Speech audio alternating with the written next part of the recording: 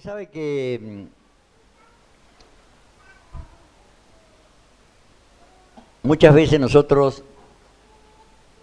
no sé, al menos en esta congregación, sé que tienen palabra de vida, palabra de enseñanza, doctrinaria, que es lo importante, ya que nosotros como cristianos, si bien reconocemos a Jesucristo en nuestras vidas, reconocemos la salvación de Él a través de la muerte que Él ofreció, su sangre para ser derramada por nuestros pecados, pero en nuestro transitar tenemos que hacer un cambio que es indudablemente lo que Dios quiere hacer con nosotros, ¿no? En Él dice, las cosas viejas pasaron, he aquí todas son hechas nuevas.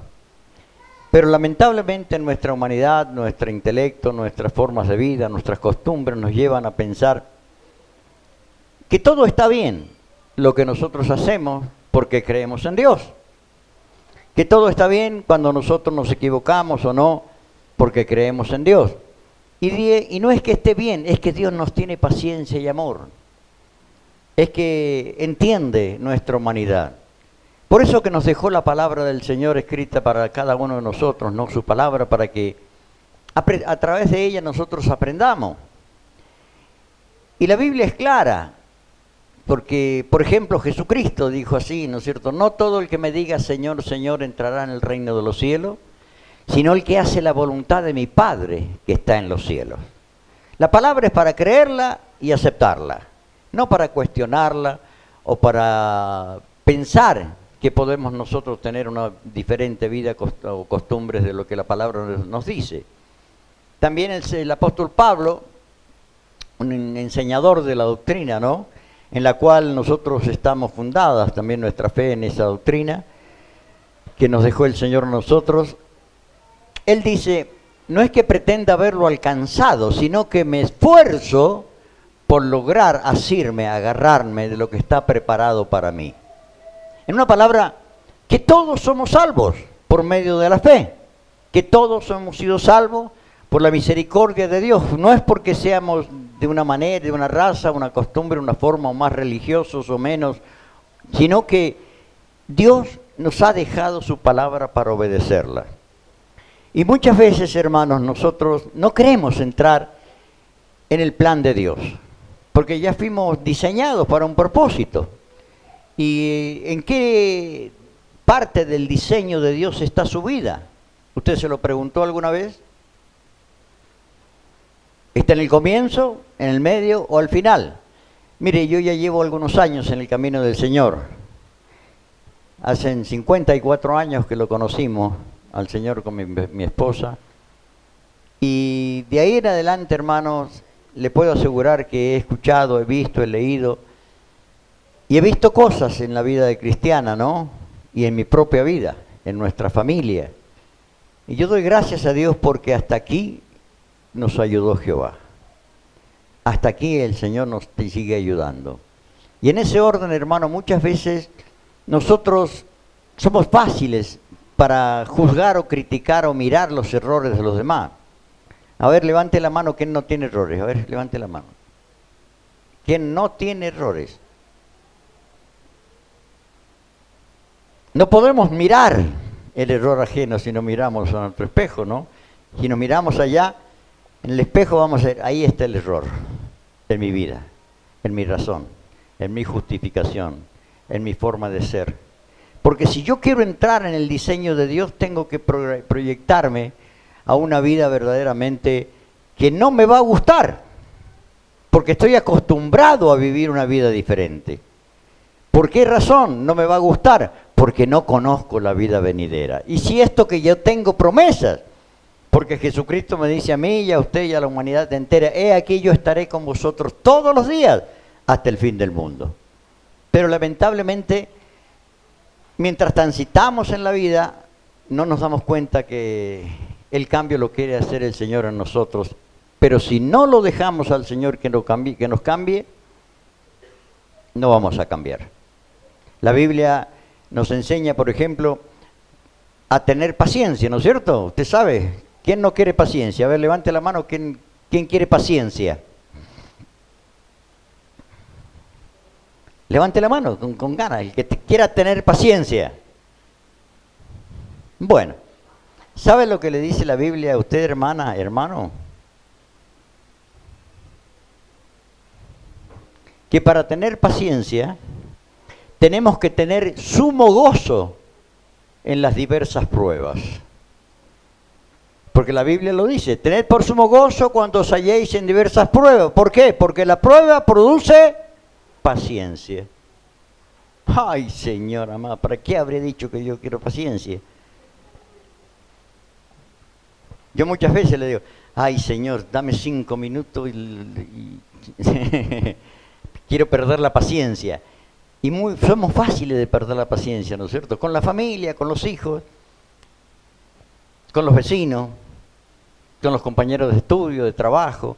Una palabra, somos fáciles de ser engañados por el enemigo, ¿no? Porque actuamos como si no conociéramos a Jesucristo. Ahora, cuando viene la prueba, este diablo que no me deja tranquilo, otra vez, otra prueba más. En una palabra, que le echamos la culpa al diablo. Y quizás es una prueba que Dios ha permitido y yo sobre esto voy a estar leyendo, ¿no? Hay 2 partes que vamos a leer hoy día de la palabra del Señor, en la cual 2 siervos de Dios, ¿no?, estuvieron atribulados, gran atribulación, ¿no? Vamos a leer primero el Salmo.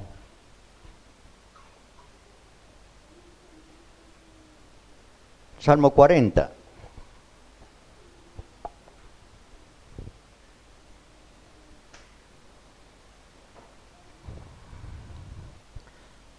Este salmo fue escrito por el salmista David. Y todos conocen la historia de David, ¿no es cierto?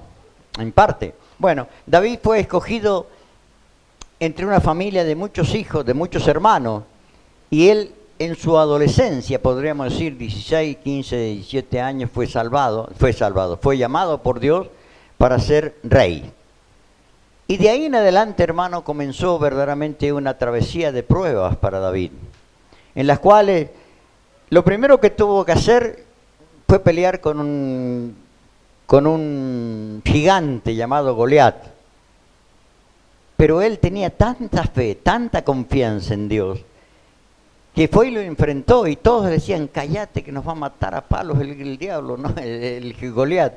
En una palabra que no querían que ni los hermanos ni los guerreros, que sin embargo él fue con piedras en su mochila y una honda. Este incircunciso que viene a ofender al Dios de los ejércitos, al pueblo de Israel, yo lo voy a derribar. Y fue así. Y de ahí surgió la fama, podríamos decir, de David, de que Dios estaba con David, y fue perseguido por el propio rey, y estaba en peligro su muerte continuamente, ¿no? Y era la prueba. Y yo digo, y nos tenemos que preguntar, ¿por qué razón, si Dios lo había elegido como rey, tenía que pasar por esas pruebas? ¿Qué cree usted? Tenía que pulir su alma, tenía que pulir su corazón, tenía que pulir su carácter, tenía que pulir todo su ser, todo. Tenía que hacerlo nuevo. Y dice el Salmo 40, pacientemente esperé a Jehová y se inclinó a mí y oyó mi clamor y me hizo sacar del pozo de la desesperación, del lodo cenagoso. Puso mis pies sobre peña, enderezó mis pasos, puso luego en mi boca un cántico nuevo, alabanza a nuestro Dios. Verán esto muchos y temerán y confiarán en Jehová. Continúa, pero vamos a llegar hasta aquí nada más, ¿no? ¿Por qué decía él? Porque él me hizo sacar del lodo cenagoso, del pozo de la desesperación, estaba entristecido, dolido. ¿Y cuántas veces nosotros nos encontramos en pruebas difíciles? En pruebas que pareciera que ya no hay más abajo del donde nosotros estamos, que hasta ahí estamos llegando, que nuestra fe terminó, que nuestra confianza en Dios, que Dios se olvidó de nosotros, que aparentemente no nos escucha. Y no nos damos cuenta, hermanos y hermanas, que Dios quiere pulir nuestro carácter, nuestro orgullo, nuestra vanidad, nuestra soberbia, nuestro yo. que nos quiere dar amor, paciencia, templanza, benignidad, que quiere que nosotros seamos sus hijos, porque la Biblia lo dice. Él nos eligió para ser llamados pueblo de Dios, nación santa. ¿Y de qué manera quiere que Dios, que nosotros lo glorifiquemos con todo nuestro ser a nuestro Dios, para que le sirvamos por alabanza en esta tierra? Pero nosotros, hermanos, cuando llega la prueba, nos ponemos a pensar otra vez en esto. Y Él no esperaba quejándose a Dios, sino que dijo: pacientemente esperé a Jehová y oyó mi clamor. Él estaba clamando a Dios y me hizo sacar del pozo de la desesperación, del lodo cenagoso. Y cuando uno piensa en un pozo, está metido hasta lo más profundo. Pero aparte de eso había un barro, un lodo, que se pegaba en él. Y estaba desesperado, dolido, entristecido, amargado quizás. Pero él esperaba en Dios. Esperaba en Dios. Y fue así que Dios lo sacó. Lo levantó de aquel lugar, porque Dios no quiere que nosotros estemos tirados por el piso. Dios no quiere que nosotros estemos tristes, amargados, preocupados, dolidos, sino que pongamos en práctica la fe, en la cual viene por el oír la palabra de Dios. Y esto es lo que nosotros tenemos que tomarnos. Somos probados para ver si tenemos o no tenemos fe en nuestro Dios. Si tenemos o no tenemos fe en aquel que nos redimió. Yo siempre me recuerdo del pastor, mi pastor, que misionero, Perulo Henriksson, que él se vino de Suecia, pastor sueco. Él fue llamado a la misión a que viniera aquí a América del Sur a predicar la palabra. Llegó a Brasil, Paraguay, Argentina, Buenos Aires, Córdoba, Mendoza, ¿no? Y ahí en Mendoza plantó la iglesia que Dios le había dicho que tenía que hacer, ¿no? De esto hace 55 años atrás, que cumplió 55 años la iglesia, la Asamblea de Dios. Y el hermano, cuando dijo con su esposa y sus 3 hijos, vamos a irnos a América del Sur, no sabía hablar nada en castellano. Y él cargó todas sus cosas. Él tenía un bienestar, un futuro allá también, y un bienestar bastante cómodo. En aquel tiempo era uno de los países más de estándar de vida más elevados en el mundo. Él tenía un negocio grande, una ferretería, bazar y demás. Vendió todo, cargó lo que pudo de su hogar, sus muebles, su cocina, su mesa, sus sillas, sus camas y demás. Los puso en un contenedor, y cuando venía él contaba, miraba, ahí en ese contenedor está toda mi ganancia, lo que había ganado durante tanto tiempo. Y llegó acá por fe, en el sentido de que si bien él tenía un sustento por medio de la misión, tenía que comenzar a lidiar una trayectoria que no le era fácil, porque no conocía nada por el estilo. Pero sin embargo, a través de 55 años de lucha y de predicar la palabra y de servir al Señor, él está ahora en el cielo, seguramente con muchos galardones, porque el propósito de Dios se cumplió en él. Y Dios tiene un propósito con tu vida, hermana y hermano. Yo cuando comencé en el año 76, 77, a sentir un llamado de parte de Dios, le dije a mi esposa que íbamos a ir a abrir a San Rafael una obra con otro pastor. Yo tenía un buen trabajo, tenía 4 hijos, el Pablo el más chico. Allí comenzamos también renunciando al trabajo, dejando todo. Mi propia familia me decía que yo estaba loco, que era un irresponsable. Mi madre, mis hermanas, mis tíos, mis compañeros de trabajo, mis amigos, mis conocidos. Porque yo me venía por fe. ¿Y qué quiere decir fe? que yo no dependía de ningún hombre, de ningún dinero, de ningún trabajo, de nada. Yo creí que Dios me iba a sustentar. Y tenía un vehículo y llegamos allá a San Rafael y comenzamos a trabajar. Si hay algo que yo me preocupé siempre fue, ¿por qué razón mis hijos tienen que pasar lo que yo estoy pasando con mi esposa? ¿Por qué razón, siendo un hombre joven, porque antes fui joven, yo no creo que yo nací así, tenían que pasar cosas? Todavía no recibo la respuesta, pero sí en cierta medida lo veo por el ministerio de Pablo, de Johnny, de Adriana, de Selva, de Desiree, de Mario, en el cual doy gracias a Dios por sus vidas, pero llegó un momento allá, hermanos y hermanas, que ellos tenían que ir a la escuela y yo no tenía dinero para comprarles zapatillas. Yo no tenía dinero para poder estar comprándoles ropa nueva para ir al colegio, un guardapolvo. Y oraba al Señor con mi esposa y decía, Señor, ¿con qué van a ir mis hijos al colegio? Y allí estaba la respuesta. Alguien mandó un dinero para allá y le pude comprar. En aquel entonces las mejores no era la Topper, la Adidas, ¿no? Eran las Pampero. Estaban las Alpargatas y después la Pampero. Ahí estaba, ¿no? Y con zapatillas Pampero iban a la escuela. Ellos no se quejaron nunca. Nunca nos faltó el alimento. Nunca nos faltó el abrigo. Nunca nos faltó el techo. Y yo di gracias a Dios. ¿Por qué razón? Porque yo había propuesto un tiempo para servir al Señor y abrimos esa obra en San Rafael. Pero ¿cuál era el fin de todo esto? Que yo quería probar mi fe. ¿Y sabe qué significa ser probado por la fe? Entrar en el molde de Dios.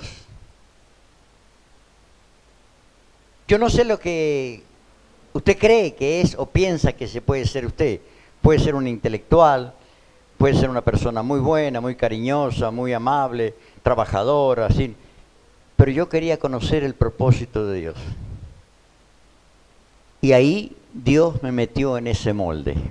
Y todos los días me apretaba, daba una vuelta de tuerca. Para ver si yo fallaba o no fallaba. Si confiaba en Él o no confiaba en Él.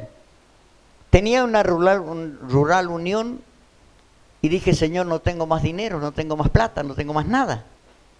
Y en aquella, como habíamos comenzado la obra, yo seguía comprando materiales, iba para un lado, para otro, venía a llevar hermanos, cuando los primeros hermanos que se entregaron, viejitos, los llevaba a su casa y venía. Y dije, Señor, yo no tengo plata. No sé cuánta nafta tengo, pero voy a andar. Anduve 1 mes y 17 días sin echarle una sola gota de nafta. Y mi mente y mi corazón estaban, ¿cuándo me quedo sin nafta? ¿En qué momento? Si yo sabía que tendría que haber echado 30 días atrás la nafta. Porque los autos comen, ¿no? Y ahí estaba, hermano, todos los días. ¿Cuánta nafta me quedará? Tú sabes, Señor, le decía. ¿Cuánta nafta me quedará? Tú sabes, Señor. Y el diablo me ponía a mí, ¿te vas a quedar sin nafta? Dios es mi guía, mi fortaleza, mi bomba de servicio. Y ahí estaba yo todos los días, hasta que el día que yo caí.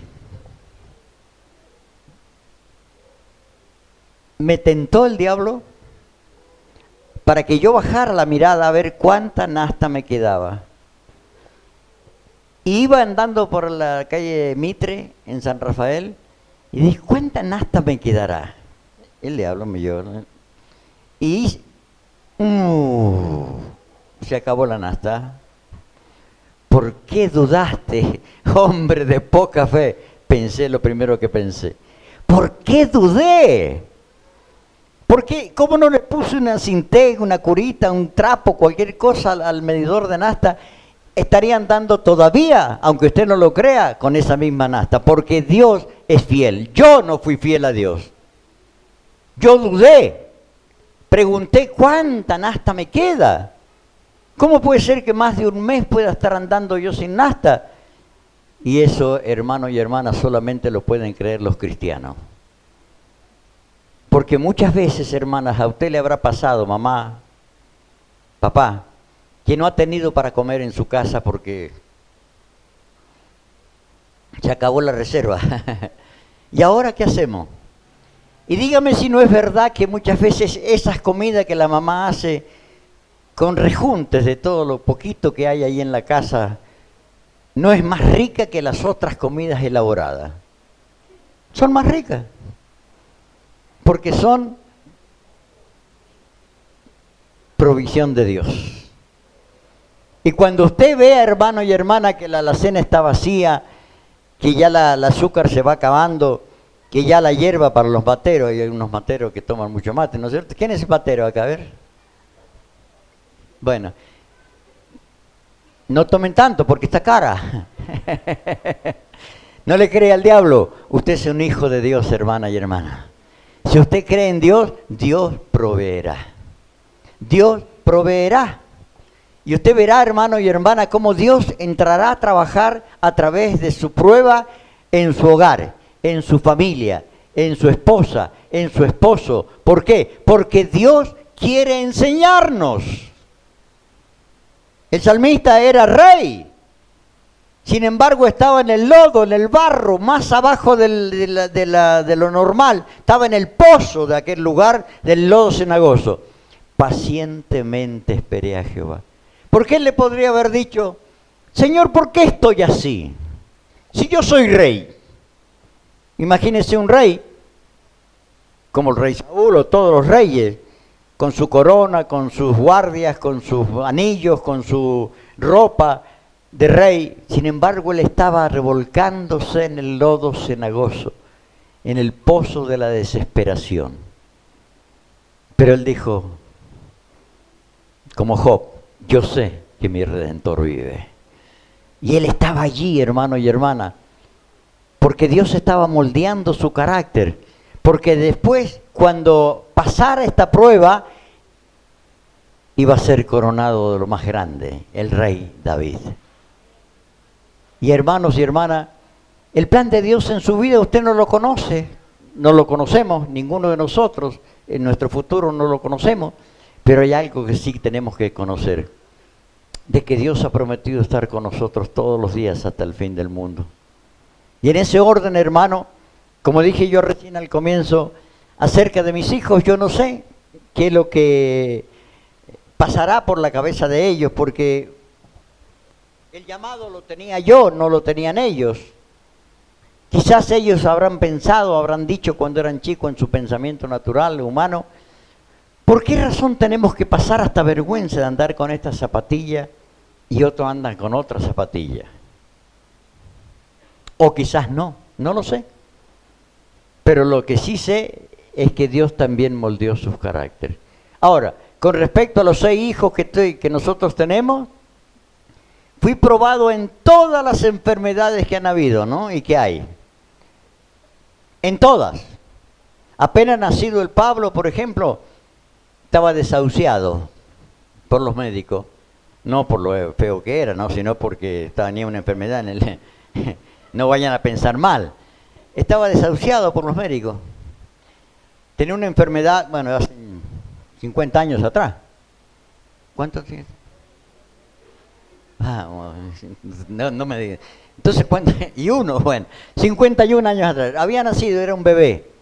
Y estaba en la cámara de oxígeno. Antes era una camilla con cosas que le colgaban algo. Era la cámara de oxígeno que le llamaban ellos. No era una carpa de oxígeno, gracias. Allí estaba. Y yo oraba al Señor. Y en la iglesia nuestra había 2 hermanas muy oradoras, muy fieles al Señor, la hermana Valls y la hermana Coca Núñez. Y nos veía un poco atribulados a nosotros como matrimonio, ¿no? Y que mi esposa se iba al sanatorio y yo me quedaba. Y Anita, el Pablo está así, le conté. No se haga problema, yo voy a ir a verlo, dice, ¿no? Una hermana profeta, más de 90 y pico de años, todavía está predicando la palabra del Señor en la calle. sale en las mañanas con sus tratados a predicar la palabra. Y llegó allá, se pusieron a orar por Pablo y Dios le dio una revelación. No se haga más problemas, pastor. Hermano, me dice, yo no era pastor. No se haga más problemas, porque Dios me reveló que va a ser profeta para las naciones. Digo, bueno, hermana, gracias, ¿no? No entendía, porque lo estaba muriéndose y ya estaba. Sin embargo, a la tarde, habían ido a las 12 del mediodía, a la tarde le sacaron la carpa, estaba respirando bien, se le habían normalizado sus pulmones, y aquella neumonía o pulmonía, qué sé yo, que lo que tenía, había desaparecido. ¿Por qué? Porque Dios escucha la oración. Y tenemos que ser probados. ¿Y quién quiere que nuestros hijos estén enfermos? Ninguno. Mi esposa, voy a contar un poco la historia para pasar al final. Cuando había nacido Selva, le agarró una debilidad, que tenía su cuerpo débil, pero a su vez le agarró un frío tremendo en el hospital y ella tenía una enfermedad en los pulmones. Y esa enfermedad era tuberculosis. Cuando nosotros llegamos a la Liga Argentina contra la Tuberculosis en la calle Martín Zapata, allí le hicieron placas, son especialistas en eso, y salían las manchas en los pulmones de Ana. Señor, ¿qué vamos a hacer ahora? Digo yo, ¿no? Y allí nos volvimos para la casa. Mi mamá en aquel entonces estaba cuidando a Adriana, al Mario y a la Selva. Tendría 2 meses la Selva. Y Ana, cuando llegó, se largó a llorar. ¿Qué le pasa? Le dice mi mamá. Y le digo, mamá, la Ana está enferma. Pero no era por la enfermedad. Era porque tenía que ir a internarse al hospital Encinas, un hospital infeccioso, ¿cómo se le llaman? Donde hay enfermedad del pulmón, ¿no? Infeccioso, ahí en la calle, el hospital Encinas. Y ella tenía los hijos. ¿Qué voy a hacer? Decía ella, ¿no? ¿Qué voy a hacer cómo le voy a dar el mamar? ¿Cómo le voy a amamantar a la nena? Y mi mamá dijo en aquella mañana, aquel día cuando llegamos, ¿y en qué Dios creen ustedes? Me dice. Ella recién se había convertido. ¿En qué Dios creen ustedes? Y ahí es como si me hubieran pegado un palazo en la cabeza, en la nuca. Gracias, Señor, dije. Y levanté las manos al cielo y dije, Señor, tú conoces mi hogar, mi familia, mi esposa, mis hijos. Aquí están mis hijos, mi esposa, por lo tanto yo confío en ti. Al otro día fuimos allí al hospital, a la Liga Argentina contra la Tuberculosis, para que le hicieran la orden para internarse. Y resulta que la veo muy bien. A ver cómo anda, le dice el médico. Le hicieron otra placa y los pulmones estaban totalmente libres. No había ninguna marca, ninguna mancha, absolutamente nada. Habíamos sido probados y habíamos pasado la prueba. Por eso, hermano, cuando usted esté entristecido, preocupado, pregúntele a Dios. No le eche la culpa al diablo. Porque hay veces que hay pruebas que Dios permite en nuestra vida para que nosotros entendamos que tenemos que entrar en el molde de Dios. Que tenemos que aprender a depender de Dios. Fácil es cantar o reírnos cuando todo va bien. Fácil es decir, Señor, gracias, cuando estoy de vacaciones, qué maravilla, la maravilla de tu gloria, Señor, está manifestada en estos paisajes y demás, que por cierto son hermosas. Pero cuando estamos en la prueba, nos olvidamos de glorificar a Dios. Nos olvidamos de esperar y confiar en Dios. Nos olvidamos que su palabra nos dice, tened por sumo gozo. Tened por sumo gozo, no gozo, sumo gozo cuando os halléis en diversas pruebas. Porque Dios, hermano, nos está puliendo para un propósito que Él tiene para su vida, para su hogar, para sus hijos. Porque nosotros dependemos de Dios y nuestros hijos dependen de nosotros. Ahora, si hermano, usted es bendecido, sus hijos serán bendecidos. Si usted es bendecido, su esposa será bendecido. Si usted es bendecido, su hogar será bendecido. Sus amigos serán bendecidos, porque usted es lumbrera verdaderamente de Dios, hermano. Aunque usted no lo sepa, y muchas veces nosotros no alumbremos como tiene que decir la Biblia, como dice la Biblia que tenemos que alumbrar, el enemigo sabe que nosotros somos hijos de Dios. ¿Y qué es lo que quiere hacer el enemigo? Robarnos la paz. Él ha venido para robar, matar y destruir. Ahora, quizás nos preocupemos por la carne, pero ¿por qué no nos preocupamos más que nada por la fe? Que no sea robada nuestra fe. Que no sea robada. Aquello que recibimos por gracia. Porque la fe viene por oír, el oír la palabra de Dios. Y para último voy a estar leyendo en el Génesis. Todos conocen la historia de José, ¿no es cierto? Ahí en Génesis capítulo 37, para terminar.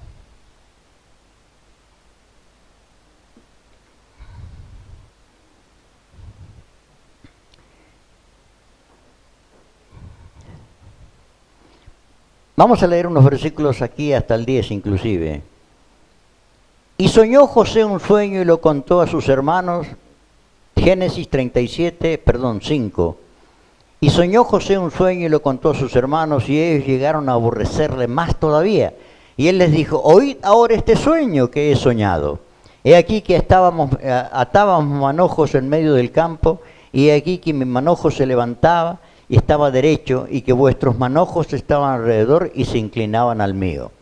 Le respondieron sus hermanos, ¿reinarás tú sobre nosotros o señorearás sobre nosotros? Y le aborrecieron aún más a causa de sus sueños, sus palabras. Soñó aún otro sueño y lo contó a sus hermanos, diciendo, he aquí que he soñado otro sueño, y he aquí que el sol y la luna y 11 estrellas se inclinan a mí. Y le contó a su padre y a sus hermanos, y su padre le respondió y le dijo, ¿qué sueño es este que soñaste? ¿Acaso vendremos yo y tu madre y sus hermanos y tus hermanos a postrarnos en tierra ante ti?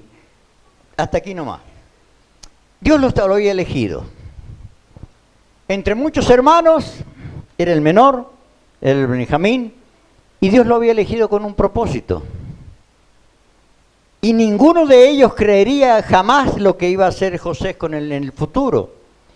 Y ellos maquinaron algo, porque cuando fueron a apacentar las ovejas y el ganado que tenían ellos, fue mandado también José a que les llevara alimento. Y sus hermanos le dijeron de esta manera en el versículo 22. Y les dijo el versículo 18. Cuando ellos le vieron de lejos, antes que llegara cerca de ellos, conspiraron contra él para matarle. Y le dijeron el uno al otro, he aquí viene el soñador. Ahora pues venid y matémosle y echémosle en una cisterna y diremos, alguna mala bestia lo devoró y veremos cómo será, qué será de su sueño. Bueno, y ahí por delante hubo una discusión, ¿no? Y entonces en el versículo 26 dice, entonces Judá dijo a sus hermanos, ¿qué provecho hay que matemos a nuestro hermano y encubramos su muerte? Venid y vendámoslo a los ismaelitas y sea nuestra mano sobre él, y no sea nuestra mano sobre él, porque él es nuestro hermano en nuestra propia carne, y sus hermanos convinieron en él. Y cuando pasaban los medianitas, mercaderes sacaron ellos a José de la cisterna y le trajeron arriba y le vendieron a los ismaelitas por 20 piezas de plata y se llevaron a José a Egipto. Habían echado, por no matarlo, para que su sangre no cayera sobre ellos, a José en una cisterna. ¿Qué había hecho José? Nada. Solamente contar los sueños que Dios le estaba dando a él. ¿Qué culpa tenía José? Ninguna. pero Dios tenía un plan con José. Y así como David estaba en el pozo de la desesperación, estaba José también en una cisterna y fue vendido por sus hermanos, menospreciado, burlado. Y allí en aquel momento toda una vida comenzaba a nacer para José, porque fue llevado a Egipto y fue segundo en el reino de Egipto. Y después, al final de la historia, toda su familia, sus hermanos, sus padres y demás, fueron a inclinarse delante de José. Y hermano, nosotros somos el pueblo de Dios. Como se cantó en esta noche, el diablo tiene que temblar cuando quiera tocar a un hijo de Dios. Y no se trata de que nos toca, porque nos cuida Dios como a la niña de sus ojos. Cuando Jesucristo fue llevado al desierto por el Espíritu, cuando comenzó su ministerio, vino el tentador a hablarle y decirle, mire, si eres el hijo de Dios, haz esto, aquello, esto, otro. Y Jesucristo le contestó con la palabra. Nosotros tenemos la palabra que es nuestro escudo, tenemos la palabra que es nuestra espada, porque la Biblia es clara y nos dice a todos nosotros que nuestra lucha no es contra sangre o carne, ni no contra principados y potestades, príncipes y gobernadores de las tinieblas. Ahora, ¿quién es el vencedor? ¿El diablo o nosotros? Nosotros. No tenga miedo de decirlo. Nosotros, porque somos hijos de Dios. Nosotros, porque Dios nos dio la autoridad, nos salvó, somos pueblo de Dios. Por lo tanto, si estoy en pruebas, si estoy en dificultades, si ha tenido una caída, si ha tenido una falla en su vida, pues arregle sus cuentas con Dios. Lo demás, hermanos y hermanas, no interesa. Lo importante es que sus cuentas estén arregladas con Dios. Y usted verá la mano de Dios extenderse sobre su vida, sobre su hogar, sobre su entorno. Verá la gloria de Dios. Yo a esta altura de mi vida, en la cual me encuentro con 54 años como cristiano, yo puedo dar gracias a Dios, porque hermano y hermana, veo a mis hijos que creen en Dios. ¿Qué regalo más grande puede haber para un padre, una madre, que sus hijos caminen en el camino que Dios trazó a través de Jesucristo en esta tierra? ¿Qué regalo más grande podemos tener? Que Dios es nuestro amparo.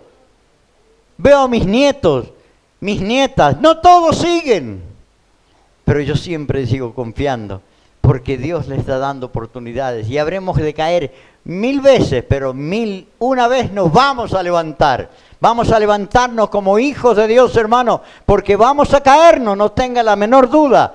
Pero lo importante es que usted diga, Señor, tú conoces mi amor, tú conoces mi debilidad. Un día confesé tu nombre, mi nombre fue escrito en el libro de la vida. Ayúdame a perseverar y a perseverar en tu voluntad y a creer que tú me sustentas y me das la mano para levantarme. Porque el que esté en pie, ¿qué dice la Biblia? Mire que no caiga. ¿Y quién puede voltearnos a nosotros? ¿Quién es? ¿Quién cree que eso? ¿Tienen miedo de decirlo, hermanos? ¿No saben? Nosotros mismos. No hay nada, hermanos y hermanas, que pueda voltearnos. ¿Quién puede voltearnos? Nuestra vida personal, nuestra comunión con Dios, si se ha cortado, nuestra poca fe, nuestra esperanza, si hemos fallado, hermano, no crea que el diablo ha tenido victoria, porque Dios está para levantarlo donde quiera que esté. Y eso es la natural en la vida de un cristiano. ¿Cómo cree usted? Porque la Biblia dice, ¿por qué razón dice tener por sumo gozo? Porque todos, yo le voy a preguntar ahora y me va a responder amén. ¿Usted tiene fe? Bueno, los otros no quieren decir nada, no tengan miedo. ¿Usted tiene fe? Hermano, su fe va a ser probada. Ahora bien, la palabra de Dios nos dice, muéstrame tu fe sin frutos. Y la palabra nos dice, Y yo te mostraré mi fe por mis frutos.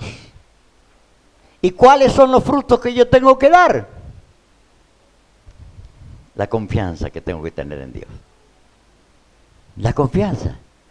El apóstol Pedro, pobrecito, él estaba allá con buenas intenciones cuando el Señor le dijo que había llegado la hora.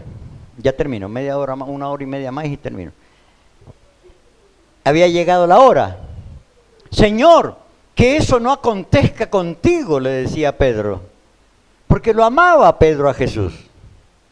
Él lo quería, no quería que fuera a morir en la cruz del Calvario, no quería que pasara la tribulación que tenía que pasar. ¿Y qué le dijo el Señor Jesús a Pedro? Me hace así el Johnny, no sé si... ¿Qué quiere decir? ¿Que la diga yo o le va a decir usted? Apártate de mí, Satanás, le dijo el Señor. ¿Cómo? Apártate de mí, Satanás. Porque con las buenas intenciones, hermano y hermana, no iba a llegar a ninguna parte. Tenía que dar el fruto de derramar su sangre para perdonar nuestros pecados.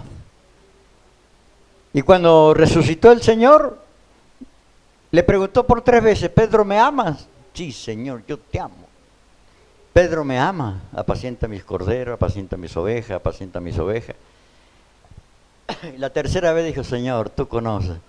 Bueno, Pedro, cuando tú eras joven, te ceñías y ibas donde tú no querías, donde tú querías. Mas cuando seas viejo, otros te ceñirá y te llevarán aún a donde tú no quieras ir. Dándole a entender con la muerte que iba a tener, pero aparte de eso de que tenía que cambiar toda su vida. Toda su vida. Y hermano, mire, yo tengo, y con esto termino, yo tengo la experiencia maravillosa, ¿no es cierto? Porque yo antes era feo, pero feo, y ahora soy lindo. Porque Dios me va cambiando de a poco. No, siempre sé lindo, fui lindo, hermana. Lo importante de esto, hermano, es creer en nuestro Señor y Él sabe su corazón. Sabe que está mirando su alma ahí y Él lo ama. La única que me dijo amén es mi esposa cuando yo dije que era lindo. A mi nuera no está, allá hay una nuera. Ahí. Amén, dice. Hermanos amados, le puedo asegurar que las pruebas son dulces cuando nosotros las aceptamos. ¿Y de qué manera? Con gozo en el Señor. ¿Por qué? Porque algo Dios tiene para mí después de la prueba. Tiene que decirlo siempre. Ah, sí, bueno, gracias Señor por esto. Mañana me darás el premio, el galardón o el regalo que mi vida necesita para ser diferente. A lo mejor el carácter. ¿Usted tiene que ser cambiado el carácter? Ninguno dice nada. Bueno, no importa, no me lo diga. A lo mejor es la lengua. Usted no es lengudo, ¿no es cierto? Lengudo. No, me equivoqué de iglesia yo. A lo mejor tiene que cambiar de oídos. Porque el oído es pecaminoso. ¿Sabe una cosa? ¿Sabe eso, no es cierto? Cuando uno escucha porquerías, se llena de basura y se tapa y no deja entrar la verdad, la razón. Es preferible no oír, taparse los oídos. Cuando uno intenta hacer algo y otro le pinche el globo, apriete ahí donde le pincharon el globo y comience a soplar nuevamente, hermano. Va a ver usted que va a ser un globo hermoso. Porque hay veces que nosotros queremos servir a Dios, queremos trabajar, queremos estar, y siempre hay alguien que nos pinche el globo. ¿Usted para quién trabaja? ¿O para quién va a trabajar? ¿Usted para quién va a servir? ¿Para qué quiere Dios cambiar su vida? Para que usted aprenda a ser un rey, una reina de su hogar. ¿Por qué razón? Porque la Biblia lo dice. Nos hizo reyes y sacerdotes, nación santa, pueblo adquirido por Dios. Somos nación santa. Si usted me mira a mí, capaz que no la ve, pero yo tengo una corona y también tiene la suya. porque soy un rey. Y usted es una sacerdotisa, un sacerdote de Dios. No deje que el enemigo ponga en su mente que usted no sirve para nada. Usted sirve porque es hijo del Rey de Reyes y Señor de Señores. Y Dios lo eligió con un propósito. Mire estos siervos de Dios, grandes siervos de Dios, que fueron probados hasta lo máximo. Pero, hermana y hermano, todos nosotros tenemos que ser probados. ¿Por qué? Porque es allí donde comienza a salir el fruto de un cristiano. Amén.